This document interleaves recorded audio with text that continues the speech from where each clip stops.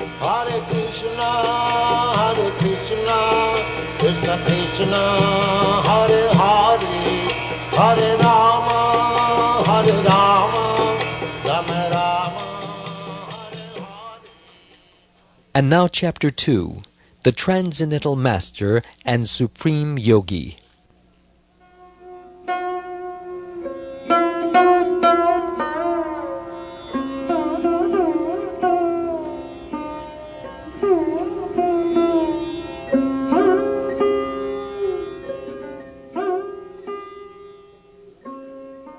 Text 2. Na hyasya varshmana pumsam varamna sarva yoginam vishruto shruta devasya bhuri tripyanti me sava. Translation. Shonaka continued, there is no one who knows more than the Lord himself. No one is more worshipable or more mature a yogi than he. He is therefore the master of the Vedas, and to hear about him always is the actual pleasure of the senses.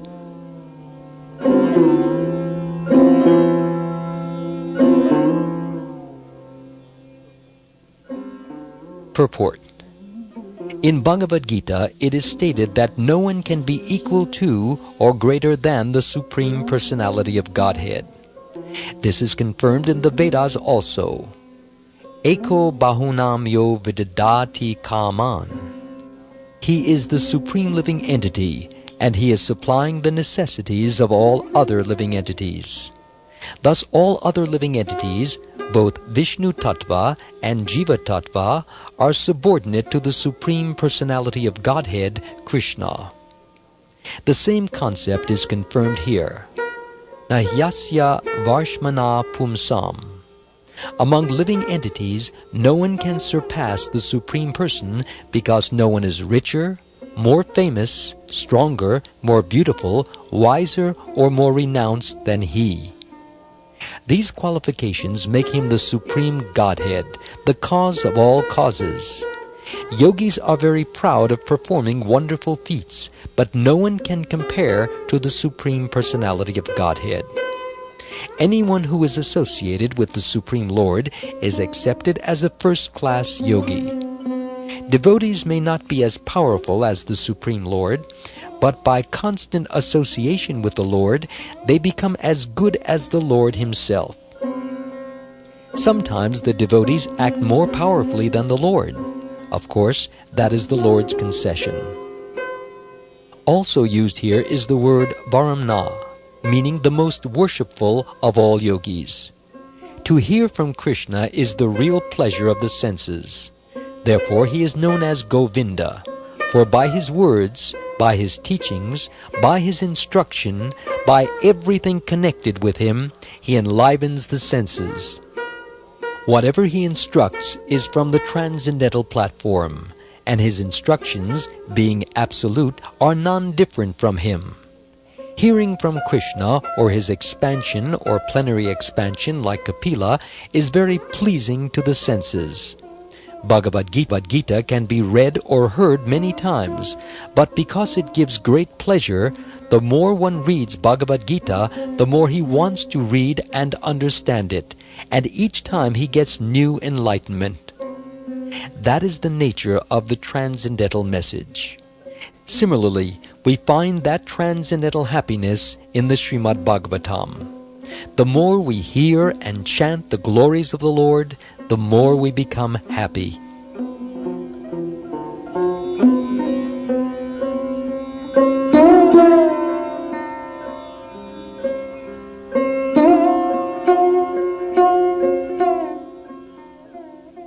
In the previous verse, the incarnation of the Supreme Personality of Godhead as Devahuti Putra, Kapila Dev, has been explained as Bhagavan Atma Mayaya. The word Bhaga means opulence, and Van means one who possesses. All the opulences of the creation are present in Bhagavan. As stated in the Vedas, Katha Upanishad 2:13, Nityo Nityanam Chaitanash Chaitananam. Eko bahunam yo vidadati kaman. Nitya Bhagavan is the singular, and Nityanam are the plural jivas, or living beings. Nityo Nityanam. We are many, but God is one. There is no limit to the jivas. No one can count them. The word ananta means that they are without limit. All these jivas, living entities, are being maintained by the Supreme One. We cannot conceive how many living entities are being maintained by the Supreme Lord. All the great elephants, all the small ants, all the 8,400,000 species of life are maintained by Bhagavan. Why do we worry that He will not maintain us?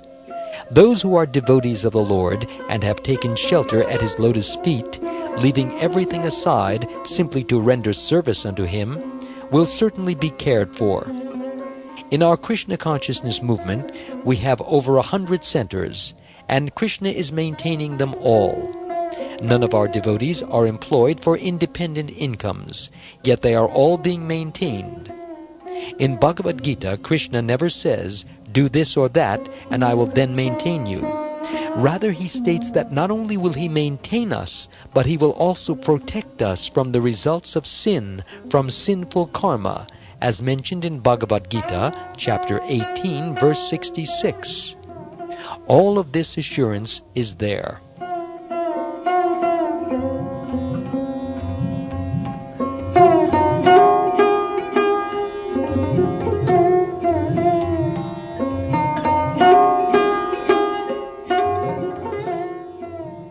Tasyaiva heto prayateta kovidha. The word kovidha means intelligent. An intelligent person should try to attain shelter at the lotus feet of Krishna. Human life is actually meant for getting in touch with the lotus feet of Krishna. That should be our only business.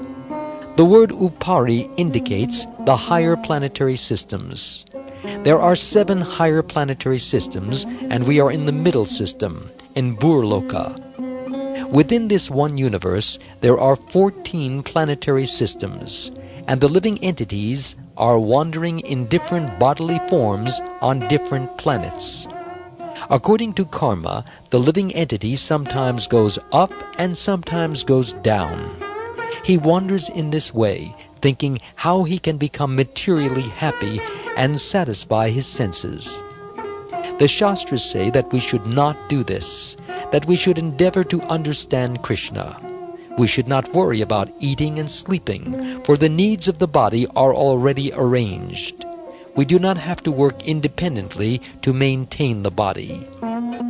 Tallabhyate dukkavad anyata sukham, kalena sarvatra gabira ramhasa. Our actual endeavor should be to attain happiness. That is our real struggle for existence. According to the Shastras, Tallabhyate dukkhavat. The word dukkhavat indicates that although we do not want misery, misery comes anyway. We don't have to endeavor separately for misery. No one says, "Let there be a fire in my house," or "Let my child die." No one aspires after these things, yet they happen. Everyone is thinking, "May my child live happily," or "May I get so much money." We do not ask or pray for catastrophes, yet they come without invitation. Similarly, whatever happiness is there for our enjoyment will also come without our asking for it. The conclusion is that we should not endeavor for so-called happiness or distress, but should try to attain that position whereby we can understand Krishna and get shelter at His lotus feet. This should be the real human endeavor.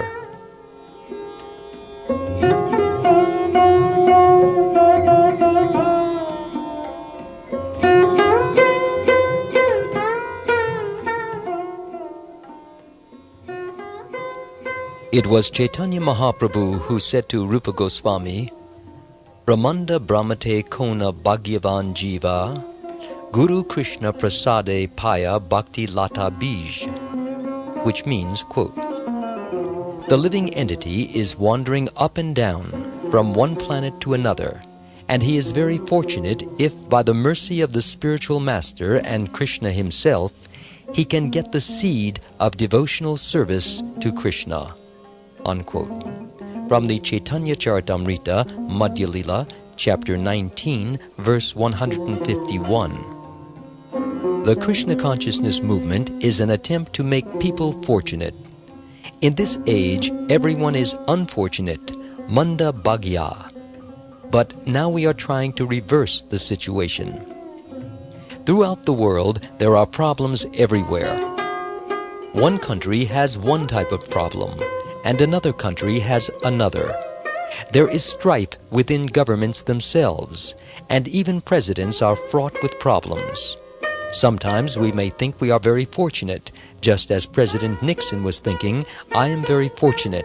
I have become the President of the United States." Then he soon realized that he was most unfortunate. Actually, this is the situation for everyone. We should not think that the only apprehended culprit is President Nixon and that we are safe. There is a Bengali proverb, "Dry cow dung is used for fuel," and it is said that when the dry cow dung is being burned, the soft cow dung is laughing, saying, "Oh, you are being burned, but I am safe." It does not know that when it dries out, it will be thrown into the fire too. We may laugh because President Nixon is in trouble, and we may think ourselves very safe because we have a big bank balance, but actually no one is safe. Eventually, everyone will dry up and be thrown in the fire. That is a fact. We may survive for a few years, but we cannot avoid death. In fact, it is said, "as sure as death." And what is the result of death? One loses everything, all honor, money, position, and material life itself.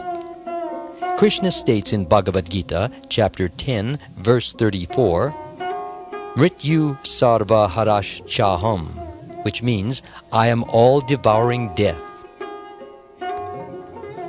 Krishna comes as death and plunders everything, bank balance, skyscrapers, wife, children, and whatever. One cannot say, "My dear death, please give me some time to adjust." There is no adjustment. One must immediately get out.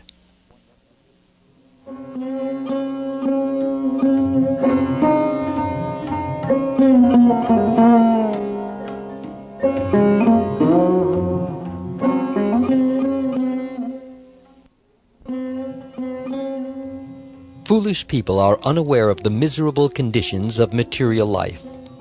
Krishna says in Bhagavad Gita, chapter 13, verse 9, "Janma mrityu jara vyadhi dukkha doshanu darshanam." Real knowledge means knowing that however great one may be, the four principles of material life are present: birth, old age, disease, and death. These exist in the highest planetary system, Brahmaloka, and in the lowest, Patalaloka. Tasyaiva heto prayateta kovido, na labhyate yad brahmatamu paryada, ta labhyate dukavad anyata sukam, kalena sarvatra gabira ramhasa. Which means, quote, "Persons who are actually intelligent and philosophically inclined should endeavor only for that purposeful end which is not obtainable even by wandering from the topmost planet down to the lowest planet. As far as happiness derived from sense enjoyment is concerned, it can be obtained automatically in the course of time, just as in course of time we obtain miseries even though we do not desire them." Unquote. From the Srimad Bhagavatam, Canto 1, Chapter 5, Verse 18. When Dharmaraj asked Maharaj Yudhishthir what the most wonderful thing in the world was, Maharaj Yudhishthir replied, "Ahanyahani bhutani gachantiha yamalayam," which means, quote, "Every moment people are dying, but those who are living are thinking, My friend has died, but I shall live forever. Unquote. This is from the Mahabharata, Vana Parva, chapter 313, verse 116. Soft cow dung thinks the same way. This is typical of conditioned beings. Bhagavan, the Supreme Lord, is not in this position. It is therefore said, Bhagavan Atma Mayaya.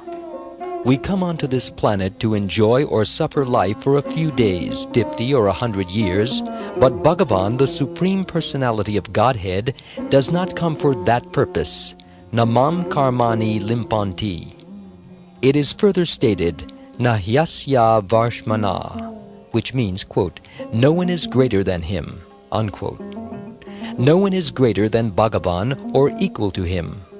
Everyone is inferior. According to Chaitanya Charitamrita, Adi Lila, chapter 5, verse 142, Ekale Ishvara Krishna Ada Sabha Britya. There is only one master, Krishna.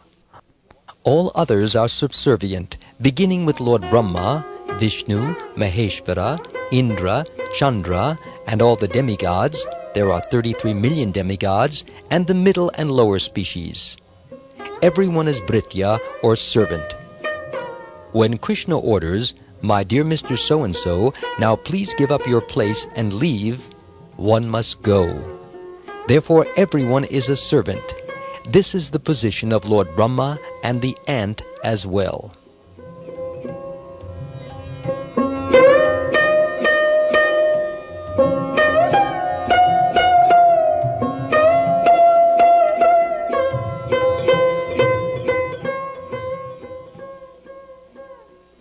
Yastvindragopam atavendram mahosvakarma.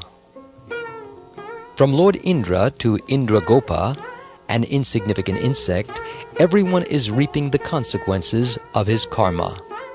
We are creating our own karma, our next body in this life. In this life we enjoy or suffer the results of our past karma.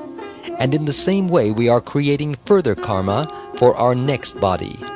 Actually, we should work in such a way that we will not get another material body. How can this be done? We simply have to try to understand Krishna. As Krishna says in Bhagavad Gita, chapter 4, verse 9, Janma karma cha me divyam, evam yo veti tatvataha, tyaktva deham puna janma, naiti mam eti sojana, which means, quote, one who knows the transcendental nature of my appearance and activities does not, upon leaving the body, take his birth again in this material world, but attains my eternal abode, O Arjun. Unquote.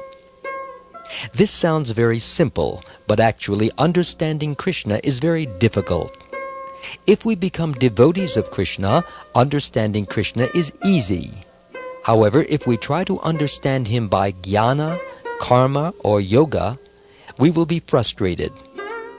There are many types of yogis, but he who is devoted to Krishna is the topmost yogi. Sri Krishna is far above all yogic processes. In India, there are many yogis who can display some magical feats. They can walk on water, make themselves very light or very heavy, and so forth. But what is this compared to Krishna's yogic mystic powers?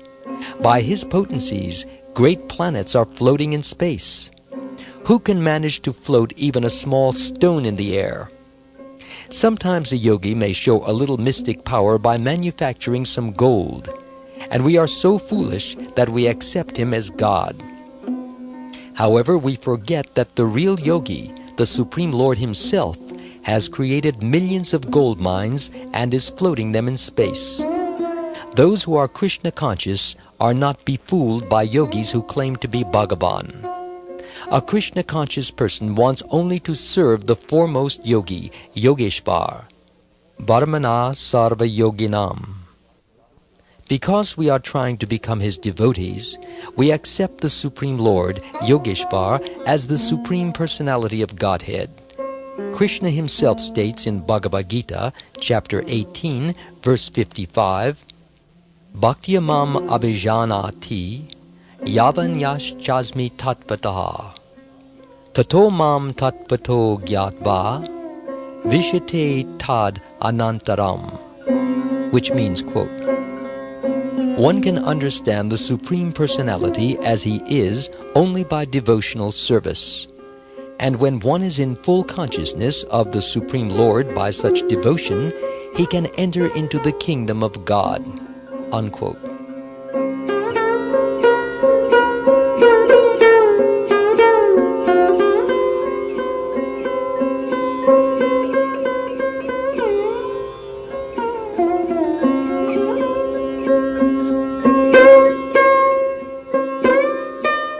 This process is actually very simple. One must first of all realize that the first problem is the conquest of death. Presently we consider death compulsory, but actually it is not. One may be put into prison, but actually prison is not compulsory. It is due to one's work that one becomes a criminal and is therefore put in jail. It is not compulsory for everyone to go to jail. As living entities, we have our proper place in Vaikuntha Loka. Paras tasmat tu bhavo nyo vyakto vyaktat sanatana yasa sarveshu bhuteshu nashyatsu na vinashyati avyakto kshara ityuktas tam ahu paramam gatim yam prapya na nivartante tad dhamma paramam mama, which means, quote, there is another nature which is eternal and is transcendental to this manifested and unmanifested matter. It is supreme and is never annihilated. When all in this world is annihilated, that part remains as it is. That supreme abode is called unmanifested and infallible, and it is the supreme destination. When one goes there, he never comes back. That is my supreme abode, unquote. From the Bhagavad Gita, chapter 8, verses 20 through 21. Everything is present in Vaikuntha Loka. There we can have an eternal blissful life, full of knowledge, Satchit Ananda. It is not compulsory for us to rot in this material world. The easiest way to go to the Vaikuntha Lokas is Janma karma chame divyam evam yo veti tatvata. Simply try to understand Krishna. Why does he come? What are his activities? Where does he come from? Why does he come in the form of a human being? We only have to try to understand this and study Krishna as he explains himself in Bhagavad Gita. What is the difficulty? God personally explains himself as he is, and if we accept Bhagavad Gita as it is, we shall no longer have to transmigrate. Tyaktva deham punah janma naiti. We shall no longer have to endure birth and death, for we can attain our spiritual bodies, Satchit Ananda Vigraha, and live happily in Krishna's family. Krishna is providing for us here, and he will also provide for us there.